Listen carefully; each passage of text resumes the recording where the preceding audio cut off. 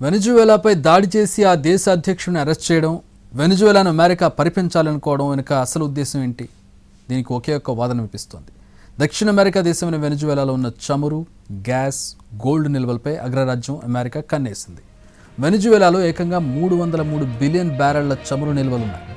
ఆ నిల్వలను చేజిక్కించుకోవడం కోసం వెనిజువేలాపై అమెరికా జరిపిన దాడుల్లో 40 మంది మరణించారు. నికోలస్ మదురో వెనిజువేలా డ్రగ్స్ కార్టెల్స్ను నడుపుతూ తమ దేశంలోకి అక్రమంగా మత్తు పదార్థాలు రవాణా చేస్తున్నాడని అమెరికా ఆరోపణ. అసలు కారణం అది కాదని తెలుస్తోంది.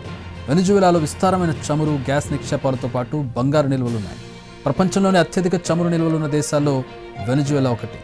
303 బిలియన్ బ్యారెళ్ల చమురుతో పాటు అదే స్థాయిలో సహజ వాయువు నిల్వలున్నాయి. అంతేకాదు భారీ స్థాయిలో బంగారం, ఇతర విలువైన ఖనిజాలు ఉన్నాయి. అయితే వెనిజువేలాపై ఉన్న అంతర్జాతీయ ఆంక్షల కారణంగా వాటిని వెలికి తీయలేకపోతుంది. ఎందుకంటే వెనిజువేలా వామపక్ష నేత హ్యూగో చావెజ్ 1999లో అధికారంలోకి రాగానే ప్రైవేటు వ్యక్తుల చేతుల్లో ఉన్న చమురు, గ్యాస్, గోల్డ్ ఇండస్ట్రీలను జాతీయం చేశారు. అమెరికా, యూరోప్ దేశాలకు చెందిన చమురు కంపెనీలు అవకాశాలు కోల్పోయాయి. దీంతో ఆగ్రహించిన అమెరికా వెనిజువేలాపై కఠిన ఆంక్షలు విధించింది. 2.5 దశాబ్దాలుగా రెండు దేశాల మధ్య వైరం ముదురుతూ వచ్చింది. ట్రంప్ రెండోసారి అమెరికా అధ్యక్షుడయ్యాక వెనిజువేలాతో వైరం మరింత తీవ్రమైంది. ఈ క్రమంలోనే మదురోను గద్దె దించడమే ట్రంప్ లక్ష్యంగా పెట్టుకున్నారు. మదురోని అధికారం నుంచి దించడమే కాకుండా వెనిజువేలాను సైతం అమెరికానే పరిపాలిస్తుందని ట్రంప్ స్పష్టం చేయడం వెనుక ఉద్దేశం కూడా అదే. వెనిజువేలా వనరులను కొల్లగొట్టేందుకే కరకస్ సిటీపై దాడులు చేయించాడు ట్రంప్.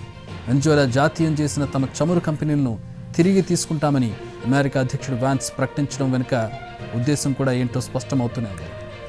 చమురు నిల్వలు, బంగారు నిక్షేపాల కోసం వెనిజువేలాపై అమెరికా దాడులు చేయడాన్ని, మదురోని అరెస్ట్ చేయడాన్ని పలు దేశాలు ఖండిస్తున్నాయి. అమెరికా చర్యను కమ్యూనిస్టు పార్టీలు ఖండించాయి. భారత్లోని సిపిఐ, సిపిఎం పార్టీలు కూడా ఈ దాడులను ఖండించాయి. వెనిజువేలాలోని చమురు నిల్వలను అమెరికా స్వాధీనం చేసుకుంటుందని స్పష్టం చేశారు America president Trump. Venezuela crude oil మౌలిక వ్యవస్థలను పునర్నిర్మిస్తామని, ఇకపై ఆ దేశంలోకి అమెరికన్ ఆయిల్ కంపెనీలు ప్రవేశిస్తాయని తేల్చి చెప్పేశారు.